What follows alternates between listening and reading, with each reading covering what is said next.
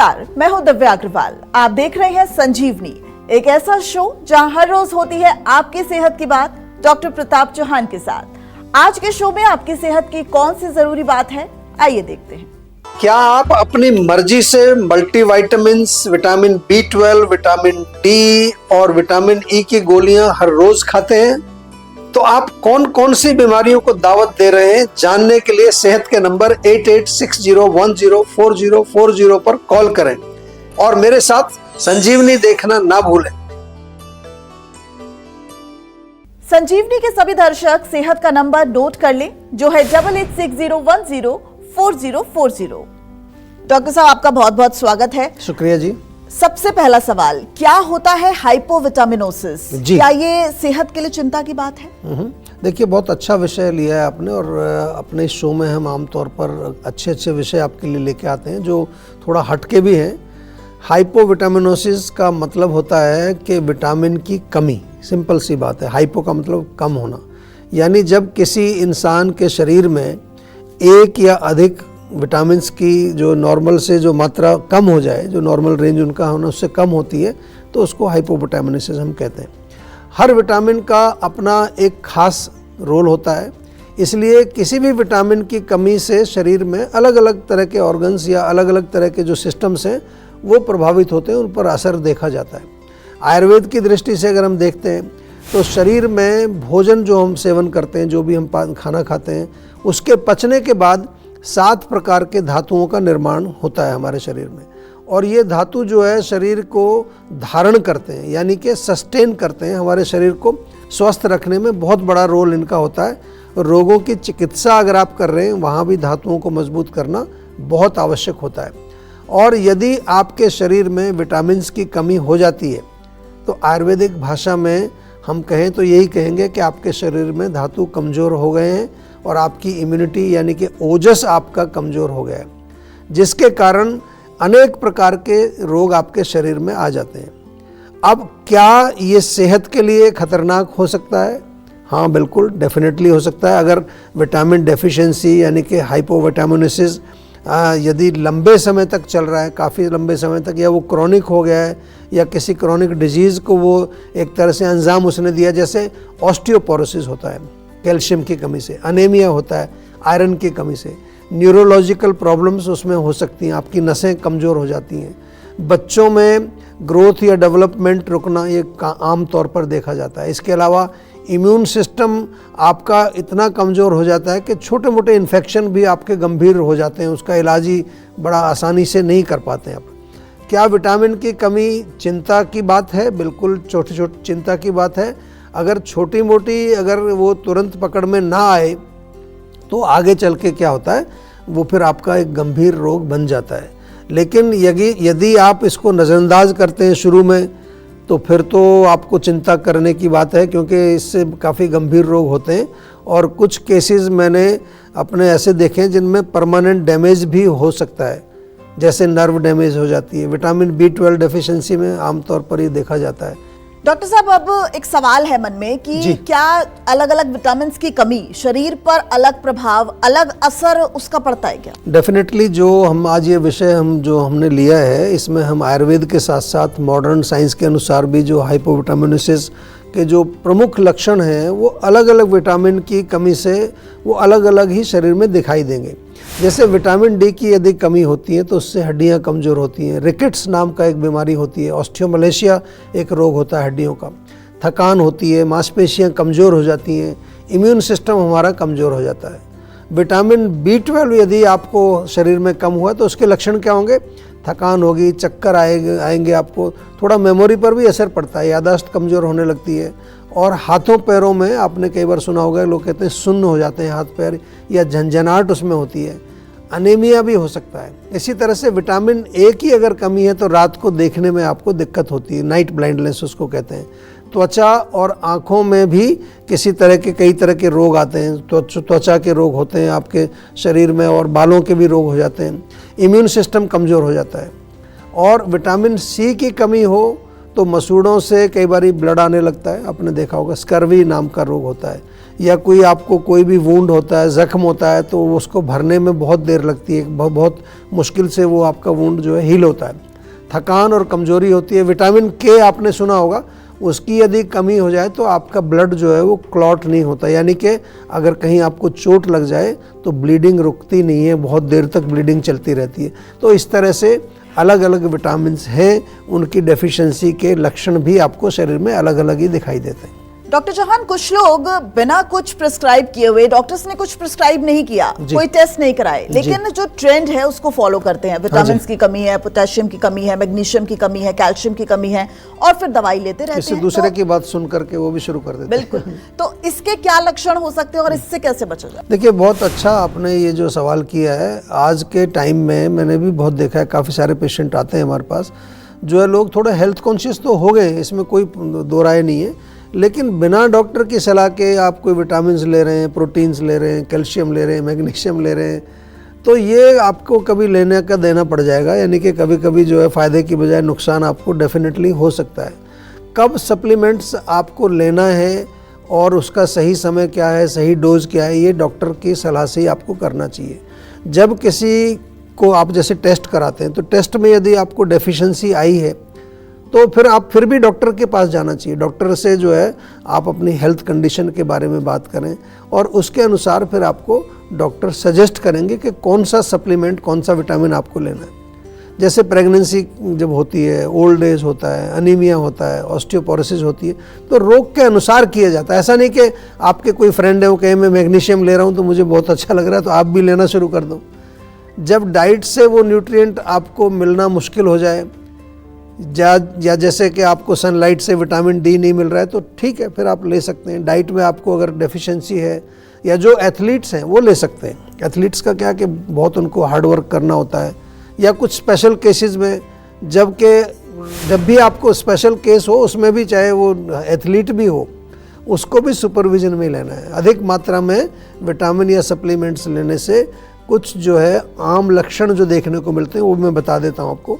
थकान होती है, नौसिया हो जाता है, वोमिटिंग की सेंसेशन, मसल्स में वीकनेस होती है, खासतौर से मूड स्विंग्स बहुत होते हैं। लिवर या किडनी के फंक्शन में डिस्टरबेंस अगर आपको दिखता है तो देख लीजिए कहीं आप कोई अपनी मर्जी से तो कुछ नहीं खा रहे हैं। इर्रेगुलर हार्ट बीट हो सकती है, जॉइंट पेन, ज़्यादा विटामिन ए या विटामिन डी के कारण। और इसके अलावा सही अप्रोच क्या होनी चाहिए, मैं तो यही कहूँगा कि बजाय कि आप विटामिन या वो लें, आप बैलेंस डाइट पर पूरा ध्यान दीजिए। जो आप खाना खा रहे हैं उसमें प्रॉपर न्यूट्रिशन होगा, फ्रूट्स वगैरह होंगे, तो उससे मिल जाएगा आपको सब कुछ। अगर आपको जो है किसी तरह का कोई डाउट होता है, शक होता है कि आपको कहीं कोई कमी हो रही है, तो एक ब्लड टेस्ट करा लीजिए, कंफर्म कर लीजिए उसको। अपनी मर्जी से मत लीजिए ऐसे। सप्लीमेंट्स को डॉक्टर या डाइटिशियन की सलाह से ही लेना चाहिए, क्योंकि ज़्यादा अगर लेंगे तो वो भी, उससे भी गलती हो जाती है, और कम लेंगे उससे भी गलती हो जाती है। तो इसलिए अधिक मात्रा में और बिना किसी आवश्यकता के आपको सप्लीमेंट्स बिल्कुल नहीं लेना है। ये आपकी सेहत के लिए खतरनाक हो सकते हैं। हाइपोविटामिनोसिस के कारण बहुत सारी बीमारियां देखी जाती हैं। अधिक प्रोटीन जैसे आपने खा लिया, हाइपर के कारण ज़्यादा लेने, अगर ज़्यादा खाएंगे, ज़्यादा प्रोटीन से आपके किडनी पर लोड पड़ता है। अधिक कैल्शियम यदि आप खाएंगे तो पथरी बन जाती है आपकी। मैग्नीशियम आप ज़्यादा मात्रा में लेते हैं तो लूज मोशन होता है, लो ब्लड प्रेशर हो जाता है। अगर आप डॉक्टर के पास गए, आपको किसी की डेफिशिएंसी है, उसने कहा 3 वीक्स ले लीजिए, आपने 3 वीक्स ले लिए, उसके बाद क्या आप बेफिक्र हो जाइए कि हमारा जो डेफिशिएंसी है वो पूरा हो जाएगा, या फिर डॉक्टर के पास जाना चाहिए? बहुत अच्छा प्रश्न आपने किया। सबसे पहले तो जब आपको कुछ डॉक्टर ने इतना टाइम बताया, उसके बाद एक बार टेस्ट कराइए दोबारा। अगर नॉर्मल रेंज में आ गए तो फिर अपना पोषण, अपनी डाइट पर आपको ध्यान देना है। और दूसरा ये कि कुछ लोगों में ये ट्रेंड बन जाता है कि वो थोड़े दिन सप्लीमेंट लेते हैं, उसके बाद ठीक हो जाता है, कुछ महीनों बाद फिर कम हो जाता है। तो फिर आपको कारण देखना है कि कहाँ पर कमी है, कोई प्रॉब्लम है मेरे बॉडी में, उसको ट्रीट करना पड़ेगा। और उसके लिए जीवा का सेहत का नंबर आपके पास होता ही है। आपको कोई भी तकलीफ हो तुरंत आप कॉल करें, हमारे सर्टिफाइड आयुर्वेदिक डॉक्टर्स आपकी सेवा में हाजिर हैं। तो चलिए आप जानते हैं आज का जीवा मंत्र। डॉक्टर साहब, क्या हेल्थ सप्लीमेंट्स जो हैं वो अपनी सेहत को सुधारने के लिए लेने चाहिए, और कितनी मात्रा में लेनी चाहिए? क्या वो शरीर के लिए, एक हेल्दी शरीर के लिए जरूरी होते हैं? देखिए, ये भी बहुत अच्छा प्रश्न आपका है। मैं तो यही आपको बार बार कहता हूँ कि एक स्वस्थ व्यक्ति को सप्लीमेंट लेने की बिल्कुल कोई आवश्यकता नहीं है। लेकिन आपको अपनी डाइट में ज़रूर ध्यान रखना है। अपनी डाइट में नेचुरल फॉर्म में आपको विटामिन्स, मिनरल्स ये सब इंक्लूड करने चाहिए। और उसका तरीका मैंने अभी आपको बताया कि आपकी जो डाइट है उसमें क्या करेंगे आप, उसमें आप एक प्रॉपर उसमें फ्रूट्स हों, बैलेंस डाइट उसमें हो, वेजिटेबल्स, ग्रीन वेजिटेबल्स, प्रोटीन का कुछ सोर्स होना चाहिए, काले चने, मूंग, स्प्राउट्स ये खाएं। डेयरी प्रोडक्ट्स, मिल्क बहुत अच्छा है कैल्शियम के लिए, पनीर बहुत अच्छा है। और डेली सनलाइट आपको मिल रही है यदि तो कोई ज़रूरत नहीं है, विटामिन डी वहाँ से आ जाएगा आपको। और कोई क्रॉनिक इलनेस या प्रेगनेंसी है, एज रिलेटेड कंडीशन नहीं है आपको, अगर ऐसी कोई प्रॉब्लम नहीं है तो क्या ज़रूरत है उसके, क्यों लेना है आपको। थकान नहीं है, कमजोरी नहीं है, किसी तरह की डेफिशिएंसी आपको नहीं है तो बिल्कुल नहीं लेना। तो आपको जनरली कोई भी सप्लीमेंट की ज़रूरत नहीं होती अगर ये कंडीशंस हैं। बॉडी खुद नेचुरल जो फूड आप खा रहे हैं उसी सोर्स से सारे न्यूट्रिएंट्स ले लेती है। और आयुर्वेद तो इसको मानता ही है कि हम अपने भोजन से ही सारे धातु बना लेते हैं। लोग अक्सर जो है एड्स देख लेते हैं आजकल सोशल मीडिया पर, एक्स्ट्रा इम्यूनिटी और ये इम्यूनिटी बूस्ट कर दो, ये कर दो, आप थकान आपकी दूर चली जाएगी, ये बहुत कुछ आप देखते हैं रोज़। लेकिन बिना ज़रूरत के कोई भी आपको ऐसा सप्लीमेंट नहीं लेना है, क्योंकि वो आपकी बॉडी के ऊपर एक ओवरलोड होगा और विटामिन्स और मिनरल्स का इम्बैलेंस भी वो अंदर जाकर पैदा करेगा आपके लिवर पर, आपके किडनी पर, आपके डाइजेस्टिव सिस्टम पर, उसका बहुत ज़्यादा स्ट्रेस पड़ता है। कई बारी सप्लीमेंट्स जो हैं वो दूसरी दवाइयों के साथ इंटरफेयर भी कर सकते हैं अगर आप कुछ और दवाई ले रहे हैं कुछ किसी रोग के लिए। तो आयुर्वेद की बात अगर आपने पूछी है, जैसे मैं कहूँगा कि नेचुरल जो हर्ब्स होती हैं उनमें बहुत अच्छे आपको सप्लीमेंट्स मिलते हैं। हमारे यहाँ आंवला है, त्रिफला है, शतावरी है, अश्वगंधा है, च्यवनप्राश है, शिलाजीत है, गिलोय है, ब्राह्मी है, ये सारे सप्लीमेंट्स जीवा के ऑनलाइन स्टोर पर आपको मिल जाएंगे। ये सारे सेफ हैं, नेचुरल है। लेकिन आयुर्वेदिक सप्लीमेंट भी आयुर्वेदिक डॉक्टर की सलाह से ही लेने चाहिए, क्योंकि सभी जो हर्ब्स हैं वो सबके शरीर के लिए सूटेबल नहीं होती हैं। जैसे अश्वगंधा का आपने नाम सुना होगा, उसकी तासीर गर्म होती है। तो जिन लोगों की पित्त प्रकृति है या जिन लोगों को स्किन की कोई डिजीज़ हो रखी है उनके लिए वो अच्छी नहीं होगी, और ज़्यादा बॉडी में हीट पैदा करेगी। दूसरा, डोसेज का ध्यान रखना बहुत आवश्यक है। ऐसा नहीं कि अश्वगंधा किसी ने बताई है तो अधिक मात्रा में ले रहे हैं। जो हर्बल चीज़ें हैं उनकी भी अगर गलत मात्रा आप लेते हैं तो वो भी शरीर को नुकसान करती हैं। ये मैं इसलिए बता रहा हूँ, बहुत सारे लोगों के दिमाग में ये मिसकंसेप्शन है कि ये जो नेचुरल चीज़ें हैं इनका कोई साइड इफ़ेक्ट होता नहीं है, तो आप जो मर्जी उठा के जितना मर्जी खा लीजिए। ऐसा बिल्कुल नहीं है। आप एक चपाती भी ज़्यादा खाएंगे उसका भी इफेक्ट, साइड इफ़ेक्ट आपको बॉडी में दिखेगा। तो always consult an expert, doctor से ही बातचीत कर करके आपको ये सप्लीमेंट्स वगैरह लेने हैं। डॉक्टर साहब, इसी चर्चा के बीच में हमारे साथ मुंबई से कॉलर जुड़ गई हैं। मुंबई से मृणालिनी पांडे हमारे साथ जुड़ गई हैं। मृणालिनी, आप अपना सवाल पूछ सकती हैं। जी नमस्ते सर। नमस्कार जी। जी मुझे पूछना था कि मेरा एक्चुअली आपके पास से काफी टाइम से 3 महीने का मैंने कोर्स किया है पाइल्स का। अच्छा जी। तो वो मुझे अच्छा रिजल्ट आया है। मेरा जो तकलीफ था वो कम्प्लीटली क्योर हो गया है जी। अब सवाल सिर्फ मेरा इतना है कि मुझे काफी थोड़ा बहुत भी काम कर लूँ, थोड़ा बहुत भी मैं बाहर जाके आ जाऊँ तो मुझे थकावट बहुत जल्दी हो जाती है। मेरे बैक पेन मुझे बहुत होता है कभी कभी ज्यादा, और तकलीफ होती है, पैरों में कभी कभी दर्द हो जाता है रात के टाइम पे।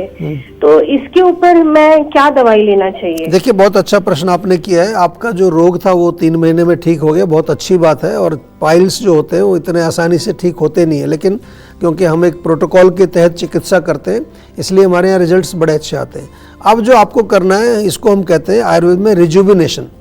रोग की चिकित्सा के बाद हमें बॉडी में थोड़ा रिजुविनेशन चाहिए, रसायन खाने चाहिए, और वो आप हमारे डॉक्टर से मिलेंगे मुंबई में। वो आपको प्रॉपरली उसी अनुसार, आपकी प्रकृति के अनुसार, आपकी एज के अनुसार, आपके रोग के अनुसार, जैसे महिलाओं में हमारा एक नारी सखी कैप्सूल में बार बार बताता हूँ, बहुत बढ़िया है। शतावरी टैबलेट भी हमारी बहुत अच्छी है उसके लिए, वो भी ले सकते हैं। महिलाएं जो हैं वो शिलाजीत भी ले सकती हैं। आजकल लोग ये समझते हैं शिलाजीत केवल पुरुषों के लिए होती है। तो ये जो मैंने जनरल चीज़ें बता दी हैं, लेकिन ये आप एक बार हमारे डॉक्टर से जो आपकी चिकित्सा जिन्होंने की है उन्हीं से पूछ लीजिए।